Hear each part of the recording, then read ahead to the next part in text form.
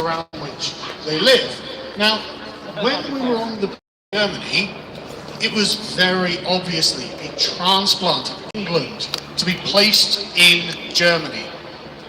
When you went from England into Germany, it became very obvious. None of the streets were in German on the colony. No one spoke. I don't speak a word of German. I lived out there for 8 years, so I didn't have to. I was surrounded by England in Germany because they lost a war. Now that colony's gone. It's all been disappeared. But the point being that we are seeing the colonization of England now. And I say this from direct experience. We see courts that are not English courts. We see language on the signage that is not English. We see Labour MPs such as Naz Shah campaigning in Urdu for her constituents. This is the sign of colonization.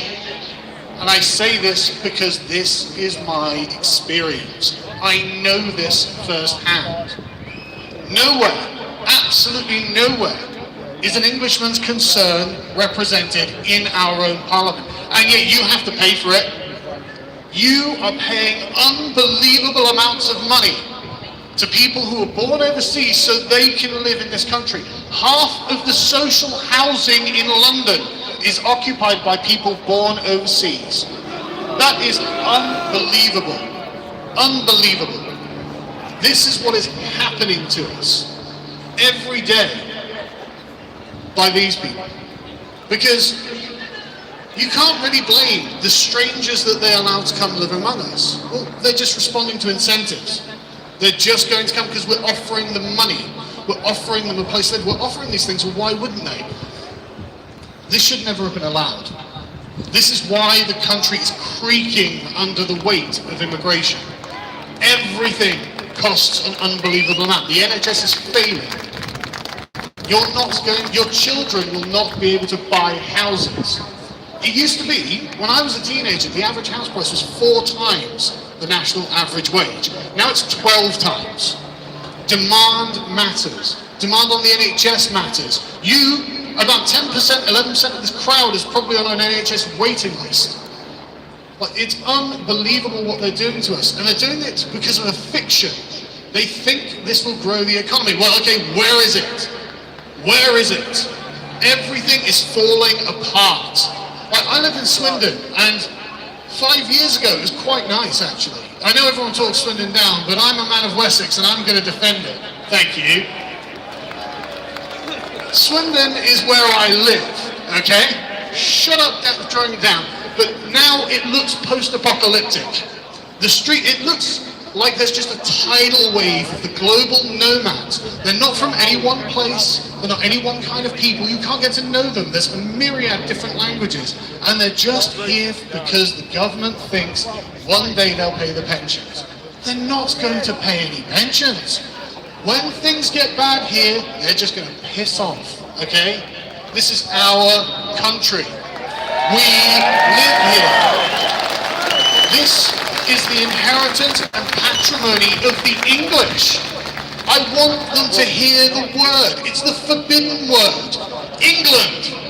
England! Come on!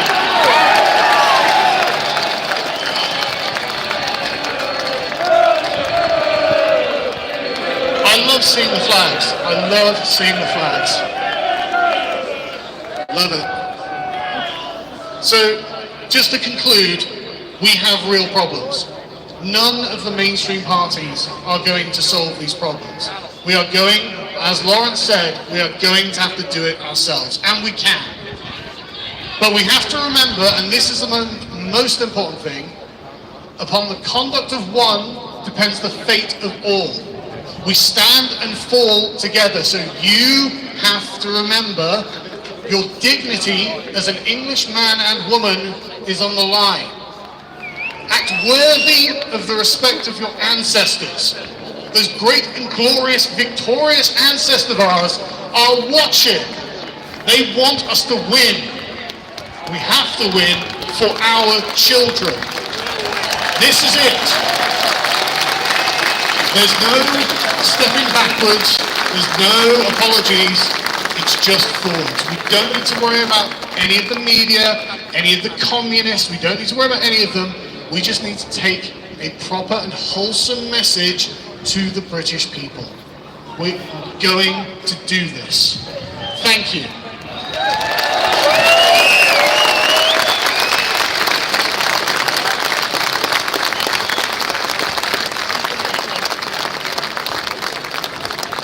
We just need 1 minute, yeah? 1 minute, we're just setting something up to change the wires over or something, so just give us 1 minute. Tommy Robinson! Oh, Tommy Robinson!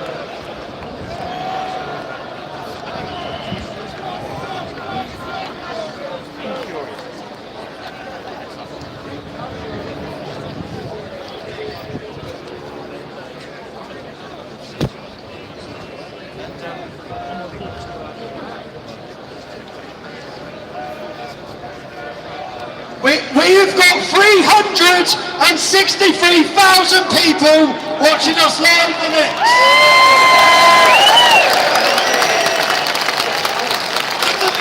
And the mainstream media thought we were finished. I must say, facts I'll take from that.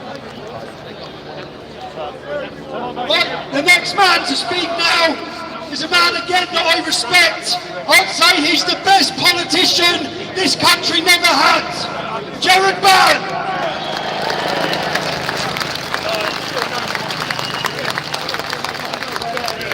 Good afternoon, ladies and gentlemen.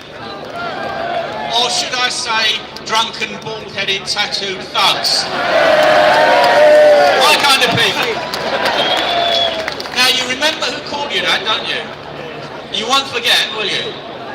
Least of all when he tells you how to vote in this general election.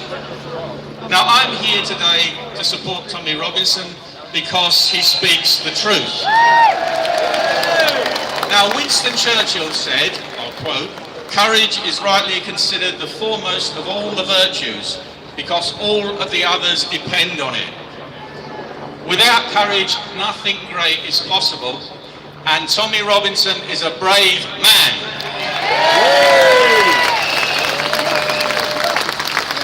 Tommy was a political prisoner and he suffers continuing persecution because he speaks the truth and defends those people who cannot defend themselves. And he has been vindicated in everything that he said. Some political figures who would not defend him when he most needed them now talk openly about the very things they condemned him for. And you can see them on their YouTube channels and on GB News. Don't forget what they were saying when he was locked up in Belmarsh. We are becoming a modern totalitarian state where you will be punished for speaking the truth. But now there is no need to put people into concentration camps or gulags. They can be simply cancelled electronically. The people that govern us are traitors. We know that, but what causes them to betray their country and future generations? Governments of whatever party, when they're elected, are controlled by an elite of globalist monopolists, supranational financial and international corporations, as exemplified by the World Economic Forum. I hear Klaus isn't well. I'm sure you send him your best wishes. Now, the globalist plans is to destroy democratic Western society and civilization, and to create a new feudal society where they are the aristocracy and the rest of us are the peasants and the serfs. Now, voting in this next general election is pointless. we know what we're going to get, a globalist government. But there is one thing that you can do to protest, which I can suggest, which is to write none of the above on the ballot paper.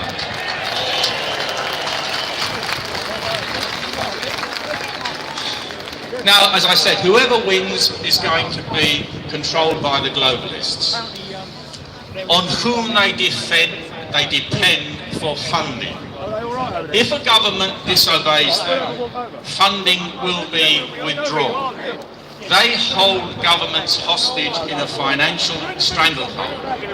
And you don't have to take my word for it. Liz Truss intimated just as much in an interview she did on trigonometry. Go and listen to it.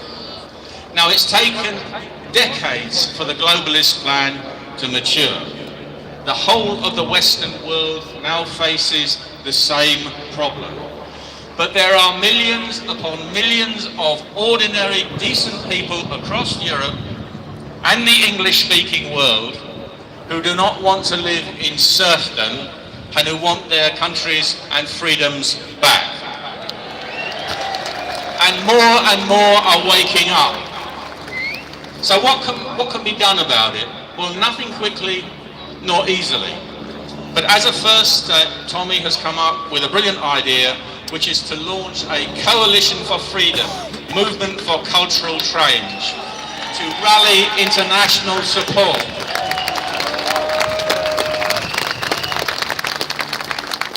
There will be nothing in his multi-point plan that no right-thinking person or political party cannot support. We might call it a cultural counter-revolution to reverse the cultural revolution of insanity that we've had foisted on us over the last couple of decades. It will be a long struggle, but people are waking up around the world. I have to say to you, however, ultimately, the solutions must be political. Traitorous governments will not reform themselves. The solutions will depend upon political power and political parties, and that can only come through the ballot box. But the desire for truth, freedom and liberty can never be suppressed. Thank you.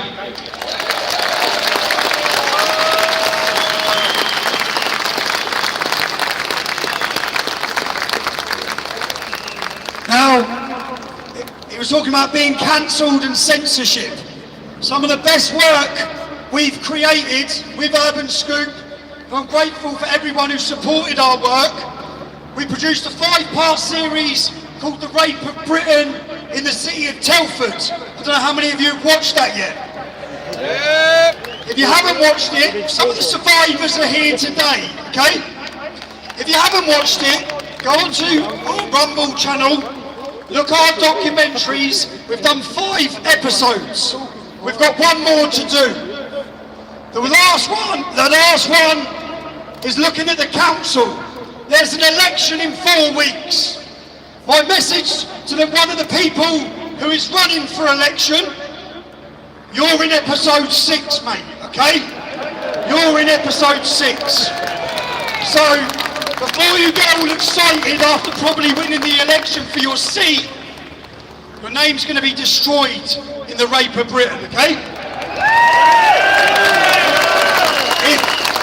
If you haven't watched The Rape of Britain, we're going to play a quick trailer now that shows you some of the content we've produced. Thanks.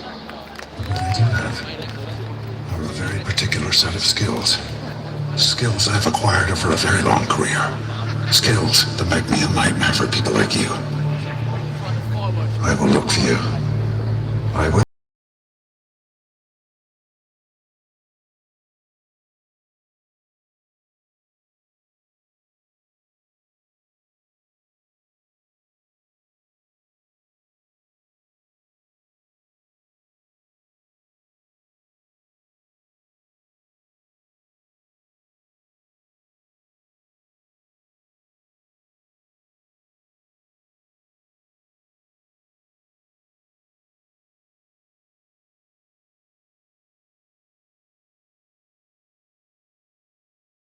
Bit there, my battery's going. Thanks everyone for watching, and we'll see you Monday for the vlog and Wednesday for the next live stream.